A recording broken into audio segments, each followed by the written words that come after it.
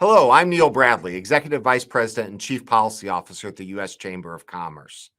You know, business leaders have plenty to worry about when running their businesses, but protecting their employees and customers from violent crime shouldn't have to be one of them. Yet for too many business leaders, crime is increasingly a top concern. And it's no wonder. Robberies are up nearly 6%, larcenies up 8%, and non-residential burglaries up 11% just in the past year, all according to the Council on Criminal Justice. Our friends at the National Retail Federation's most recent survey finds that 8 out of 10 retailers reported increased incidents of violence and aggression this past year. We know from our own surveys of small businesses that the problem is getting worse. Businesses are raising prices for customers as a result of the increased amount of stolen goods, as well as higher costs for security. News stories of stores, large and small, shutting down because of increased crime are now common in cities across the country. You know, it's the responsibility of government to ensure that our communities are safe. That requires good laws, well-resourced police, and prosecutors who do their jobs and bring criminals to justice. Yet it's increasingly common, especially in major cities, to find prosecutors who simply declining to prosecute many crimes, declining to do their job. The result is a fundamental breakdown in the rule of law. But we can do something about it. At the federal level, we can increase transparency to understand where crimes aren't being prosecuted, and as a result, we see even more crime. At the state and local level, we can demand that prosecutors do their job. Today, you'll hear insights and expertise from a lawmaker, a state attorney general, and a leader in the business community about their efforts on the ground to curb rising crime rates. I think it'll be a very informative discussion. Now over to our experts.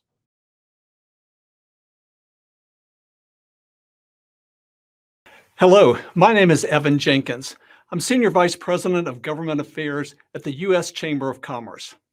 I am pleased to be joined by Congresswoman Nicole Malliotakis of New York's 11th District. Congresswoman, thank you for taking a few minutes to discuss a really important public safety issue, and one we see is critical to the work we are doing of tackling organized crime theft. But first, tell me a little bit about you and your New York Congressional District. Well, thank you for having me. I'm very proud to represent the people of Staten Island and Southern Brooklyn in New York's 11th District, part of New York City, of course, but in many ways it feels like a small town. And we are very proud of the small businesses that we represent, very proud of being a great location where we have so many wonderful restaurants. I like to say you can eat anywhere in the world in my district. It's a very ethnically diverse district, and it's just a beautiful place to call home. And I'm very proud to be here with all of you today to talk about an issue that is top on my constituents' mind, and that is rising crime in New York City and across America. Well, thank you so much for joining us, because you're right, it really is an important issue. So let's talk about your legislation called Prosecutors Need to Prosecute Act. What motivated you to take on such a tough issue? Well, last year, New York City saw an increase of 63,000 shoplifting complaints. That is a large number, and a lot of it is a result of a disastrous bail law that took effect in New York State in 2020. But in addition to that, it is a result of prosecutors that are very left-leaning, that want to act more like defense attorneys than actual prosecutors, who are letting so many of these repeat offenders go. Sadly, this is something that's not just happening in New York City, but it's happening in other cities across America. And you see, for example, the city of Portland, where they have Walmart. They have Walmart and they have Cracker Barrel that announced that they're going to be closing all their stores due to the rampant crime. We also see cities like San Francisco that recalled their district attorney, as well as Los Angeles that attempted to recall their district attorney. And we also see trouble in St. Louis, Missouri for that district attorney as well. So the purpose of my legislation is to bring transparency to what prosecutors are doing or what they're not doing. And it would require that these prosecutors report to the Department of Justice and make available to the public, so we, the people, can know how many crimes they're choosing not to prosecute, how many crimes they choose to reduce sentences, how many career criminals are being released back onto our streets. And the purpose is to give the people this information so they can make a decision on whether they want to recall, if their state allows for a recall law, or if they want to just fire that district attorney in the next election. But also, it could be used to force them to lose federal funding if they are not actually using those federal funds properly. I know you are somebody who stays particularly close with her constituents, and it's somewhat surprising to a lot of folks that members of Congress actually spend more time back in their district than they do here in Washington. And I know you're always anxious to get back to your district when you're not casting votes here in Washington. So when you walk the streets in your district, what are your constituents telling you? What are the small businesses in your district saying about retail crime theft? Well, they're just getting crushed, right? They just dealt with a lot of shutdowns and regulations relating to COVID. And now on top of it, they're dealing with these thefts, whether it's a burglary, whether it's a armed robbery, whatever it may be. It is another way that they are being attacked in this sense by career criminals. We were seeing people in New York City with dozens of crimes already under their belt, being arrested and re-released again back onto our streets. I hear a lot from local restaurants, for example. They've seen a spike in burglaries. We see more smash and grabs. Staten Island Mall recently saw a smash and grab at one of the jewelry stores. You could read about regularly armed or not armed bank robberies happening in New York City. And in some cases, some of these people, like I said, have dozens of arrests. I think one of the most that I've read was about 109 prior arrests, believe it or not. And this person is still, on the street. It's absolutely ridiculous. And that is why we need more law and order. We need prosecutors that do their job. We need common sense judges that will actually throw the book at these people and put them behind bars with appropriate sentences. And then we have to have the laws on the state and the federal level. Sadly, New York State, like I said, put in a bail law, which at the federal level we can't do much about, but we were able to stop that from happening on the federal level. My very first year in Congress, they introduced a bill to implement similar bail reform measures on the federal level for federal offenses. Thankfully, we were able to stop that. When we talk about the spike in crime and drug trafficking, for example, that's something that could have really been disastrous and even led to more problems in drug trafficking than we're seeing now.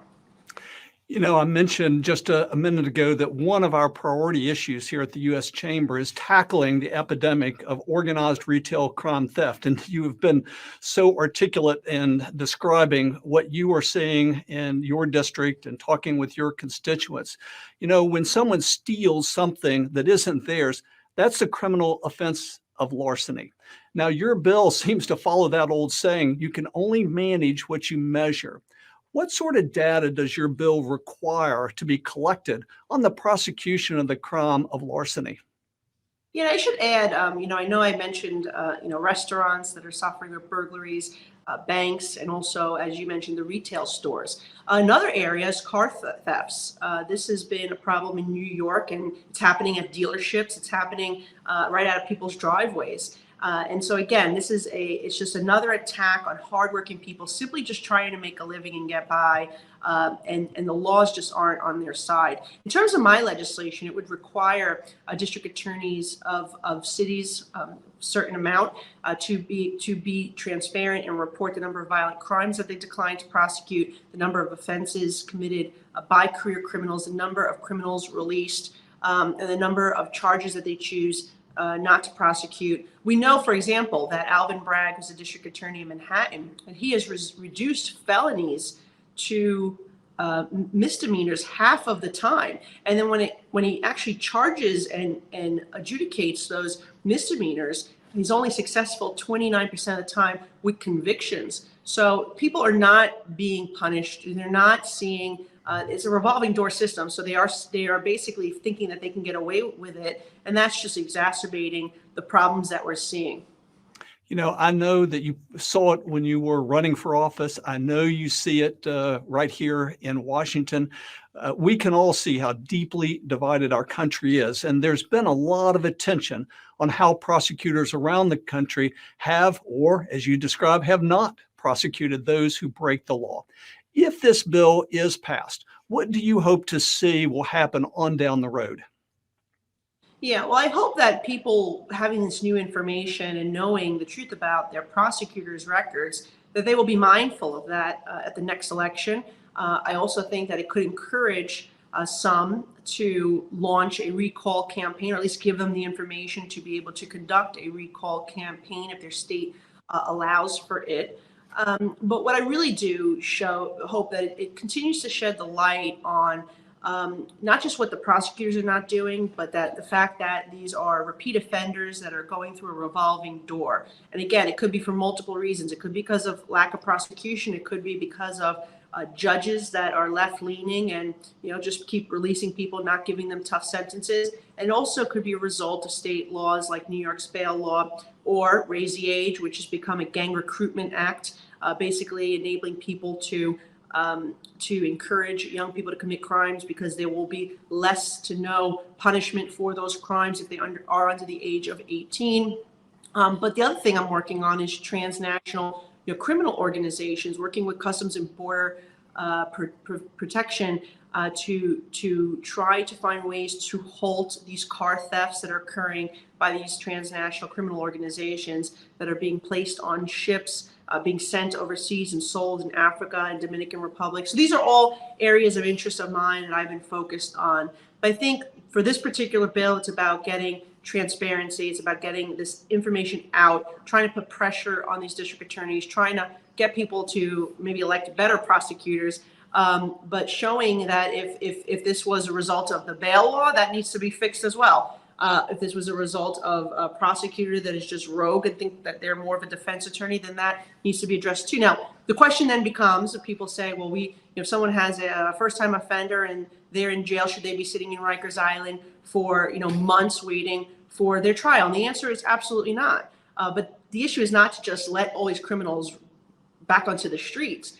The answer is actually to add more judges, so everyone gets their right to a speedy trial, that they could be heard quicker, and these cases get adjudicated quicker. That's the result. Not that should be the answer. Not just letting repeat offenders with extensive criminal histories back onto our streets over and over. So it's one thing if someone is a first-time low-level offender. It's another thing if now they have 109 arrests under their belt, and that seems to be something that the politicians in my state don't want to seem to differentiate between.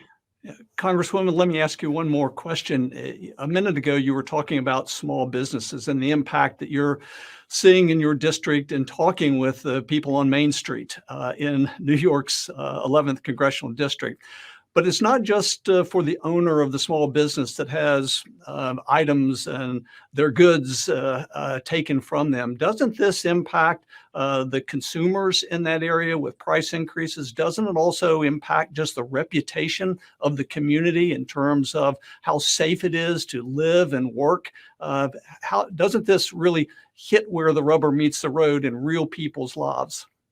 Absolutely. I mean, they call some of these crimes the broken window crimes. And it's true that smaller crimes lead to larger crimes. And if people can get away with small crimes, I think they can get away with larger crimes. And that's exactly what we're starting to see. It's a decay of a society. And we're seeing business people choosing whether they're going to continue in business or whether they're going to shut their doors. We're seeing major companies, right, that have so many different retail shops around the country choose to get out of certain cities. And I mentioned a couple earlier, Walmart and Cracker Barrel closing all their stores in Portland, Oregon. We're seeing in some cases, different businesses, small businesses saying that they just can't get by after what they were dealing with during COVID, all the regulations, all the shutdowns. And now they have people coming in the middle of the night and stealing money out of their cash registers or breaking into their safes. It is just an attack on the hard-working, tax-paying American and the job creator and the business that is providing those goods. And like you said, they're going to try to make up for the theft that they're losing by maybe increasing prices so they can break even, particularly if it's about a business that's just trying to get by month to month. So I do have concerns about what the future will be in cities like mine if we don't get serious about prosecuting crimes, giving our NYPD tools that they need to do their job. And also, and when I say tools, not just the resources, right? But it's also the laws and making sure that if someone's arrested, that they're not released back onto the street before the cop shift is over. And that is the goal of what we're doing here, just trying to give transparency to the public so they can make good decisions about who they want representing them in the office of prosecutor. Well, Congresswoman Malliotakis from New York's 11th Congressional District, thank you again for your leadership, and we applaud your willingness to tackle not just a difficult issue, but one that's really important. Well, thank you very much. I appreciate it. And I appreciate the support from your organization as well as the National Association of Police Organizations who have endorsed my bill. It's an honor to work with you, and thank you again, Congresswoman. I'm now going to turn it over to Paige Folk for a conversation with Virginia Attorney General Jason Miyares.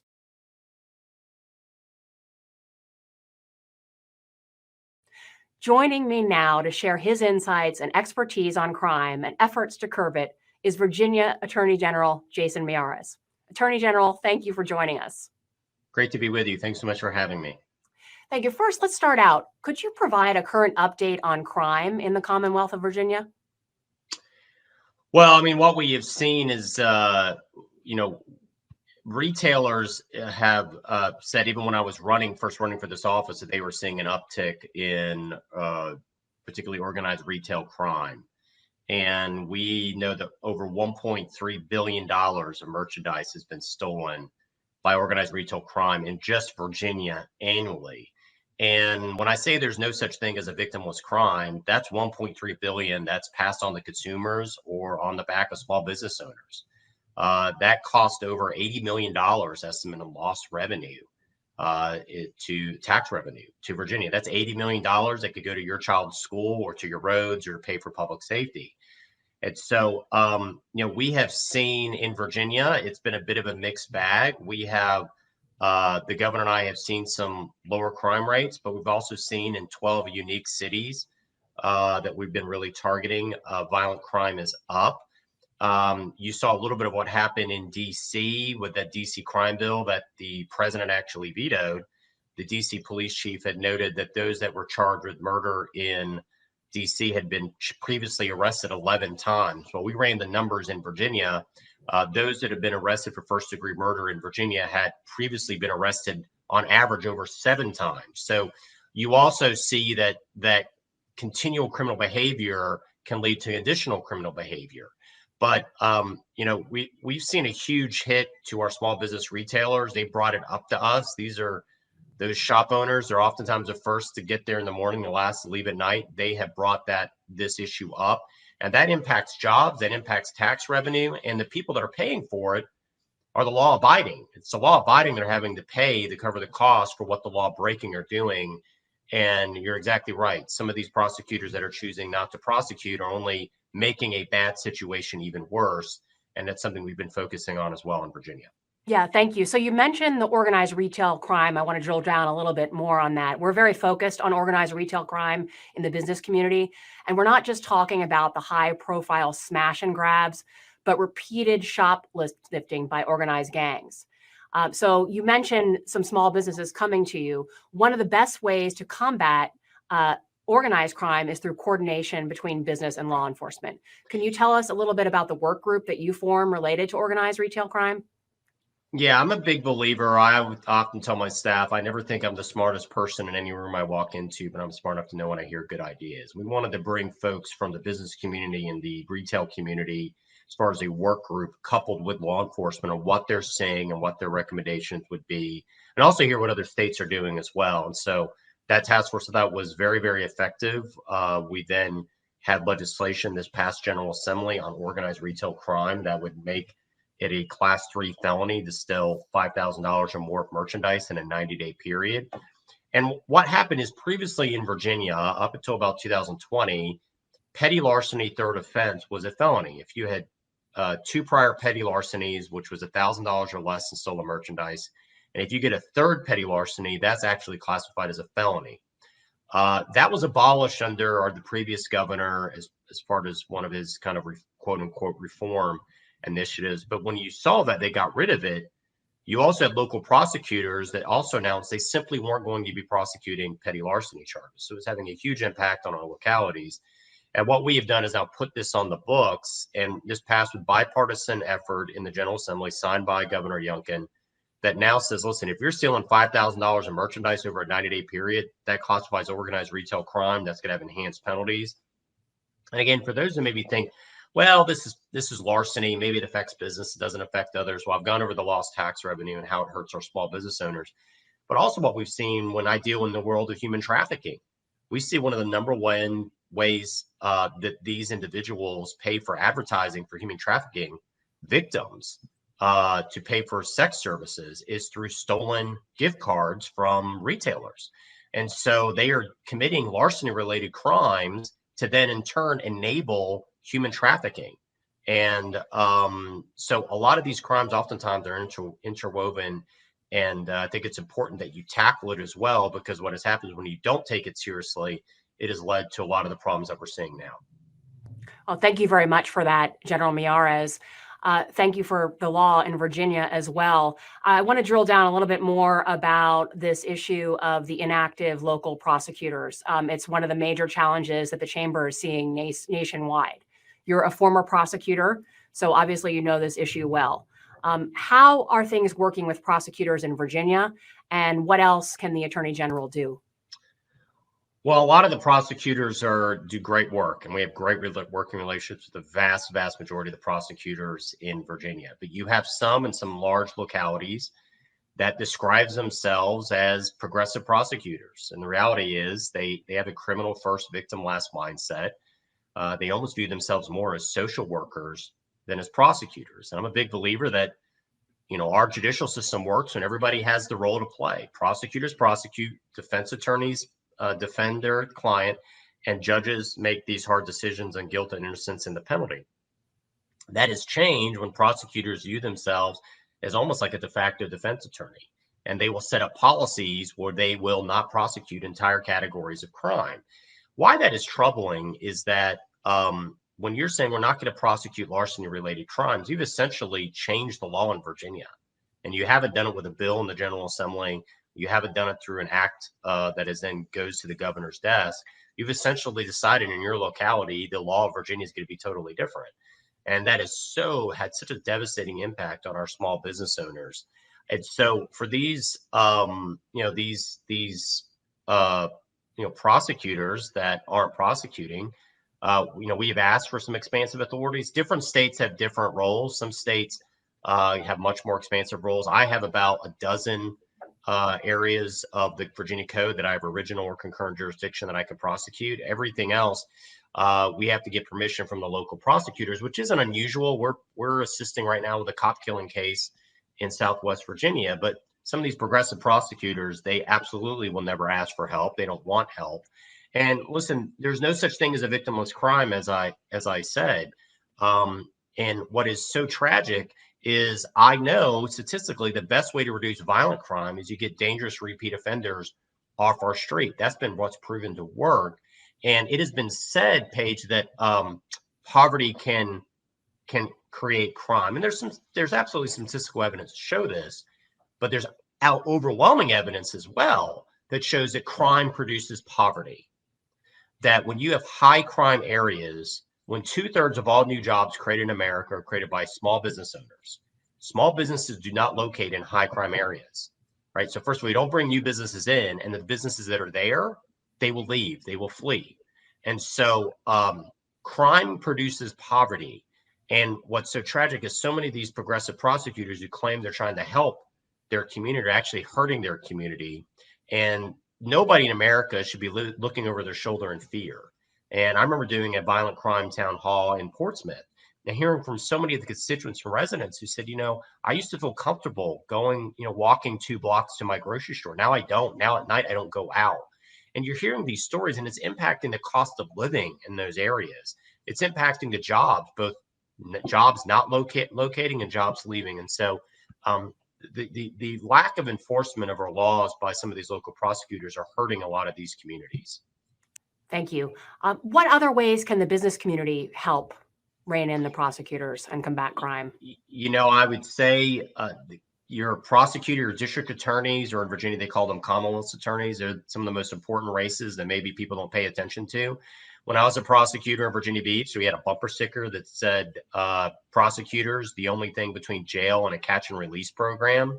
Well, fortunately, you have some catch and release programs, and you have prosecutors that decide we're not going to prosecute categories of crime. We're going to have cashless bail, which, think about that. If you're the victim of a crime, how willing are you going to be willing to go testify if you know that the person that has victimized you is going to be right back on the street, possibly intimidate you? And so these are such important races. And so pay attention, support them. I'm the national chairman of a group, Protect Americans Action Fund, which we support some of these local prosecutors race. Get involved. I think it's so important that businesses that sometimes have just assumed, well, this is going to be, we're going to have the right public safety policies. I don't have to worry about it. Candidly, now you need to. And you need to think about how you could support common sense district attorneys that are running either in primaries or general elections to get them elected. And I think that's a hugely important aspect of where the business community can have the most impact. And I know it's hard because you're trying to comply with government regulations and taxes and litigation to labor one more thing on top of that. But I would say it's one of the most important roles that you can have is be involved and then go see your elected officials. I'm a big believer in part of the role of a leader is to listen and bring in small business owners and retail shop owners that have shared with me directly what it has happened, the impact, not just on larceny, but when they see violent behavior happening in their stores, it drives customers away, how important that is. You need to go to your local electeds. Your state reps, your state senators, your state house members, your congressional members, and bring this up as well. Because without it, I tell my staff, never assume that people know. Without it, they may not know. They need to hear directly from you how this is impacting your business and how, because it's impacting your business, you may have to lay people off or you may have to let some people go. And that's a critically important is making sure, I'm a big believer that 90% of life's problems can be traced to poor miscommunication. So open those lines of communication with your elected leaders, support those candidates that are running and other groups that are supporting those candidates. I think that's all very, very important. That's great advice. And how can our viewers learn more about Virginia's anti-crime initiatives? They could go to my office website. Just Google the Attorney General of Virginia. I think that's an easy way. Also, think it's easy to follow me on social media. We're constantly updating it. We collaborate with a lot of national organizations, whether it's RAGA or ALEC or AGA. I think that's important as well. And be in touch with your local elected leaders. Make your voice heard. The other thing I would say, too, is if you have a relationship with the media, don't be afraid to let a reporter know. They're always looking for human interest stories. So they could see the face. It's not just a statistic. They see the face of a business owner on the impact it's having on their business. I think that's a critically important. But you can follow me at Jason Miaras VA on Twitter, and our website is oag.state.va.us. Well, thank you so much, Attorney General Miaras, for that very insightful conversation. Thank you. Great to be with you.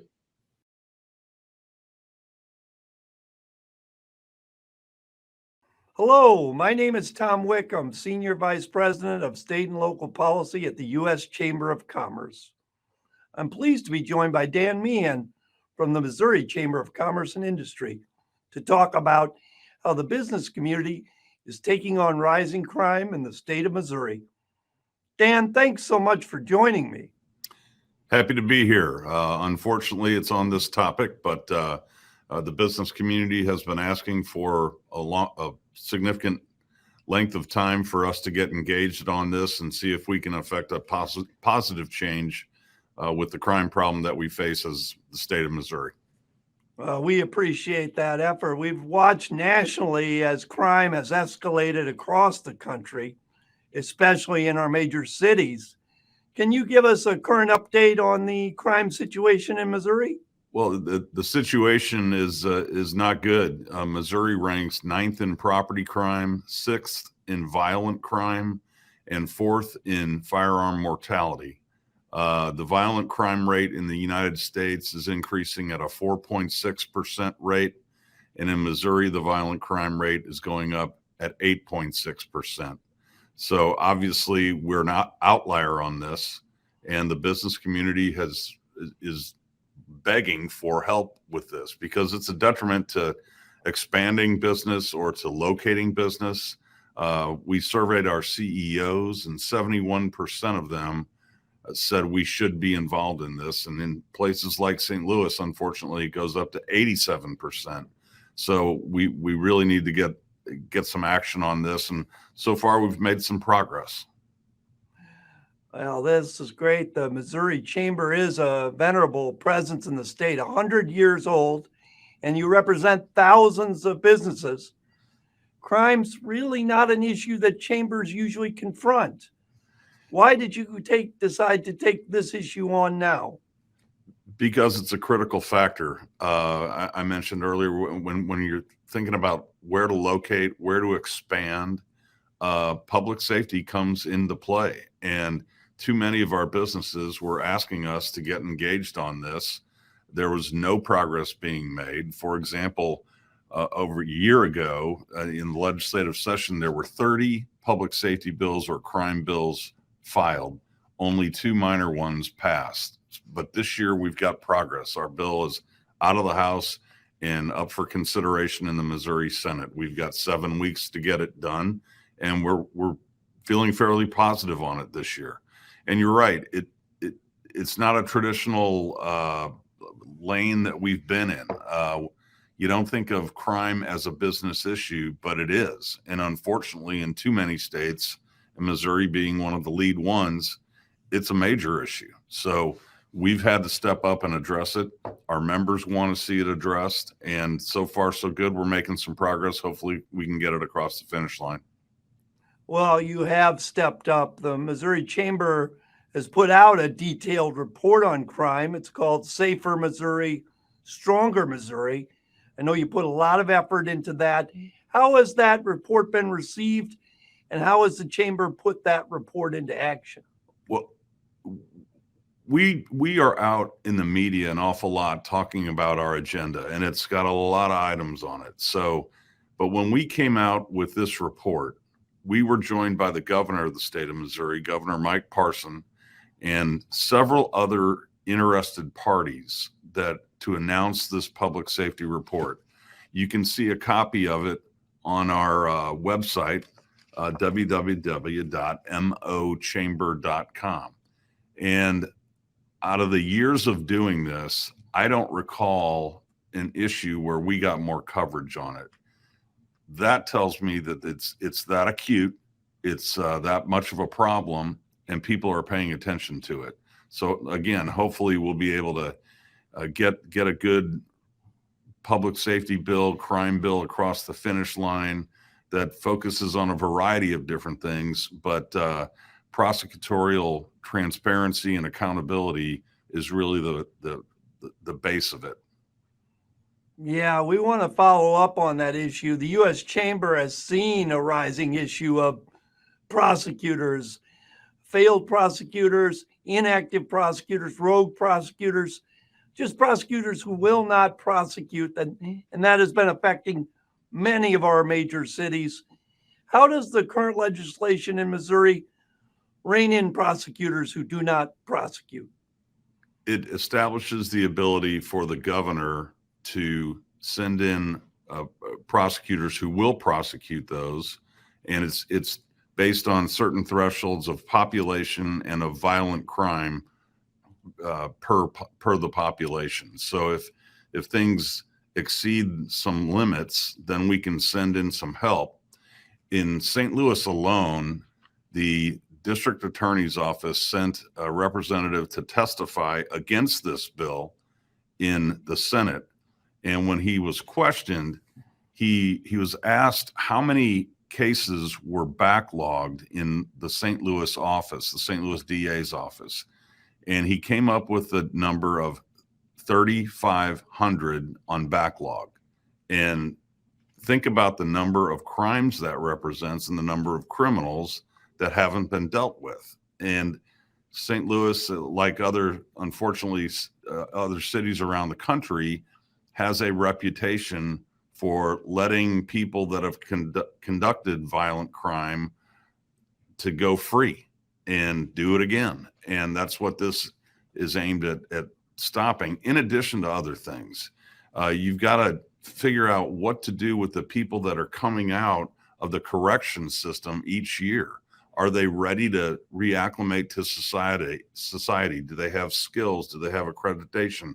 Sometimes it comes down to, do they have an ID? And we've got to address those issues as well, in addition to mental health funding and trying to arrive at solutions that prevent the crime from happening in the first place. So it's a multifaceted approach. And again, you can see it in our report. There's 8 areas of recommendation, and I'd encourage everyone to take a look at it. Well, Missouri has been such a strong leader in this national issue that affects so many states. Dan, can you see how Missouri's model might be used in other states to rein in prosecutors and fight this rising crime wave? It's funny you mentioned that. At the last meeting of the National Association of State Chambers, I was asked to do a presentation on this. And there were some state chambers that were asking me, why are you guys involved in it? Why is the business community involved in public safety and crime prevention? And again, I go back to the unfortunate fact that it's all too prevalent. It's causing problems. You see it on the national news, and unfortunately, it's a statewide issue in Missouri, and I bet it's a statewide issue in most of the states out there. Not only in the urban areas, but around the state, we've got issues with this, and hopefully we'll be able to affect some change. Will one piece of legislation fix the problem? No, it's going to be a long-term campaign. We recognize that. Hopefully we can take a step in the right direction right now. Dan, thank you so much for your leadership, and thanks for speaking with me today. Where can our viewers get more information on Missouri's Safer Missouri, Stronger Missouri activities? You can find Safer Missouri, Stronger Missouri on our website at www.mochamber.com. And we're happy to provide you any background on it or hard copies if you'd like. But again, this report garnered a heck of a lot of attention because the problem is so acute these days. And I know that the business community is appreciative that the Missouri Chamber is stepping up and trying to make a change, trying to have a positive impact on public safety. Oh, thanks so much for your leadership on this issue, and thanks for joining me today. It's a pleasure. Thanks for what you do at the U.S. Chamber of Commerce.